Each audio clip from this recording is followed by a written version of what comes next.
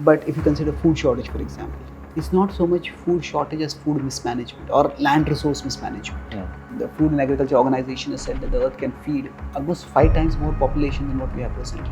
When he was in the concentration camps, he found the people who survived were not necessarily the people who were the fittest. He said the people who survived were the people who had some purpose in their lives. And do monks struggle with mental health?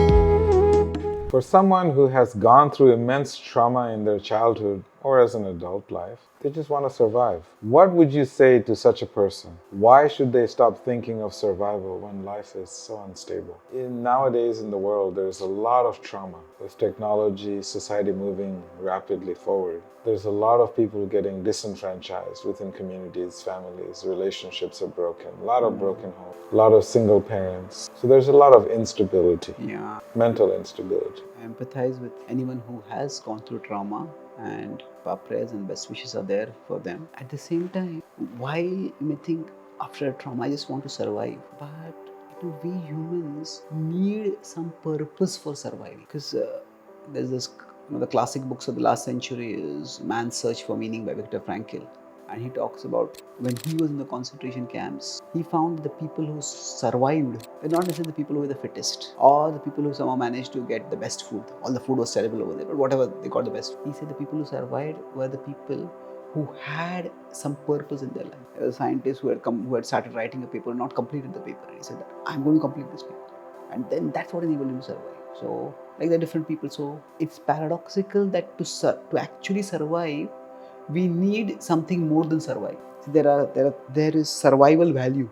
What things are survival value? Oh, I need food, I need water. These things are survival value. That's important. So there is a part of us which is biological, which is just like animals. Darwin talked about survival of the fittest, struggle for survival.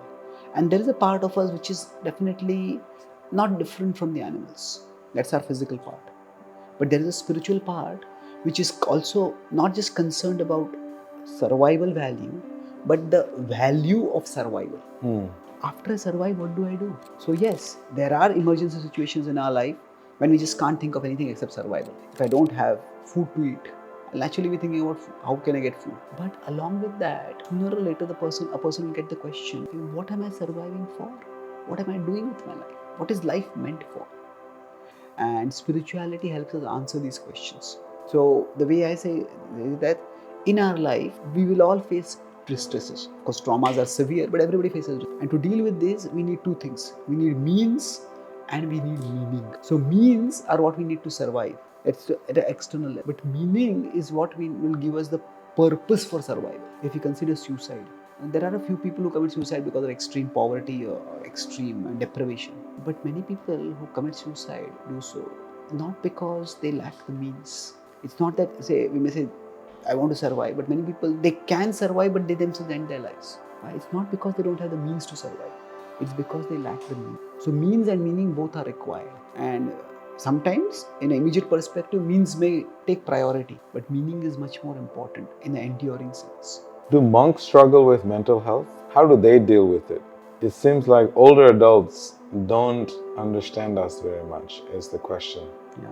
Well, do monks struggle with mental health? I think monks are also human beings. So just as we may have physical health issues, so we can have mental health issues also. The important thing to understand is that monkhood is about something beyond the mental. It is about the spirit. Now, overall, the way monks live is conducive for physical health and it is also conducive for mental health. But there are always possibilities that even a person who is living a very healthy lifestyle can sometimes have a physical accident and they can get injured. Similarly, even the overall life of a monk is quite regulated.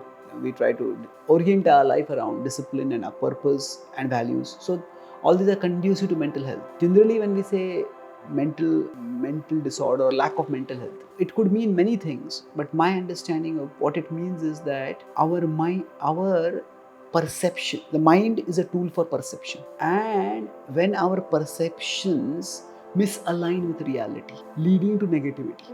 We all have problems in life, but when our mind starts obsessing on the problem, That's when our mental health starts going. When we start thinking that because I have problems, my life is filled with problems, and therefore whatever, we start feeling sorry for ourselves, start feeling filled with negative. That's one understanding of mental health problems. But the point is that sometimes mental health problems can come for everyone, just as physical health problems can come. But if a monk has pursued the life of monkhood with sufficient maturity, then they will find the resources. So it could be within the tradition through some spiritual practices.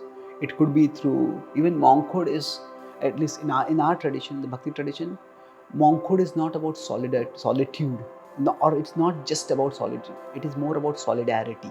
That we have a community of monks, so we also need friendships. And I would say that for me, the most enriching part of my monkhood is the friendships I have. So we don't need physical intimacy for close relationships, but we do need close relationships. So that also helps in talking through and dealing with mental health issues if they come up. It's very interesting because when I grew up as a monk, the thing that really worked for me in dealing with mental health issues was the fact that we had a very unique group of friends that you build within the community of monks, and that you're able to confide in them, and they would hold that sacred space for you, free of judgment. And we were able to then have a venue, a platform to express it. And so that was something that was very instrumental setup that I saw in the monastery that I grew up in. Thank you for that, Puru. A few more questions. How do we protect our principles from the propaganda of others, which everyone has, especially those trying to control or influence society? How do we protect them when they're being attacked by external circumstances or people? It's a competing world. Entirely true. So, as monks, we need periodic cycles of engagement and withdrawal. We engage. So, I talk about sometimes there are two modes of spirituality. There is inclusive and there is intensive. Inclusive means we engage with the world. So, we share spiritual wisdom. We do some welfare work. We engage with the world. But if that is what we do constantly, that will deplete our spirituality. Because what we contact with affects us. That's why monks need time for withdrawing from inclusive spirituality to focus on intensive spirituality. So intensive spirituality is what we call a sadhana. So our spiritual practices, so our meditation, our prayers, our immersion in wisdom texts, or discussions with other spiritual practitioners. So we, each of us, needs to find out how this cycle works best for us. But engagement, withdrawal, engagement, withdrawal. Now, withdrawal might seem negative, but it's not negative. It's more for it's regenerative.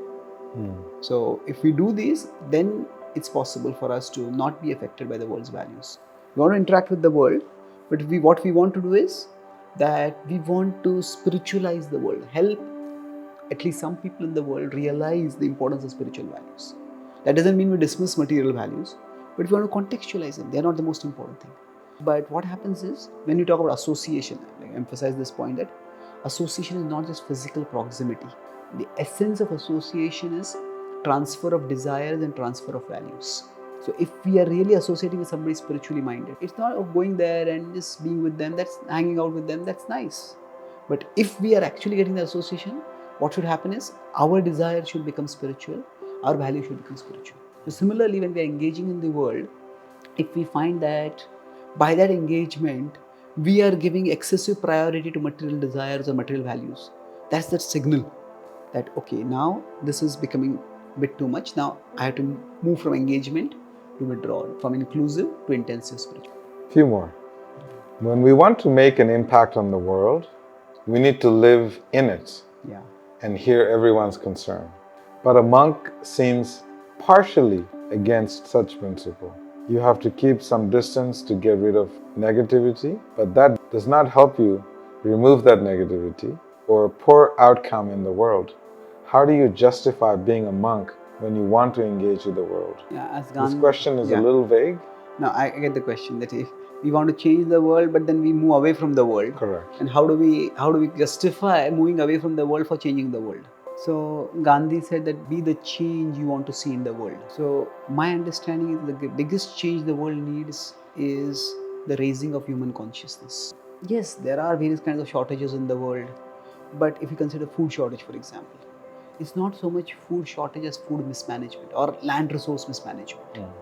So if the land resources are managed well, there would not be much starvation in the world. The Food and Agriculture Organization has said that the earth can feed almost 5 times more population than what we have presently, if all the irrigable land were used. So the problem is mismanagement of resources, and that happens because of lowered consciousness. So if more people have their consciousness raised, then that would decrease greed, that would decrease selfishness, that would increase charitability, that would increase service attitude, and many of the problems of the world would be addressed that way. So when we talk about distancing ourselves from the world, that is not because we don't care for the world. That is because we understand that to care for the world, we need to have our consciousness raised. And then once we raise our consciousness, then we engage with the world. So in that sense, there are two. Earlier I talked about inclusive and intensive spirituality. Another way I talked about there is transforming the world and there is transcending the world. So both are important. Transcending the world means going above the normal levels of consciousness in the world.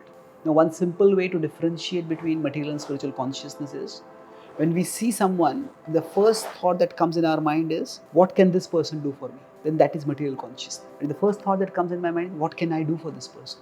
That is spiritual consciousness. So, if we are in the world, what's in it for me? That's the normal question that comes up in everyone. That's not a wrong question, but if that is the sole question we are focusing on, then that is self-centered. So, transcending the world is what is required for transforming the world. Only when we raise our consciousness can we help others to raise their consciousness. So, in fact, the two are not mutually exclusive. Let's say the two are mutually complementary.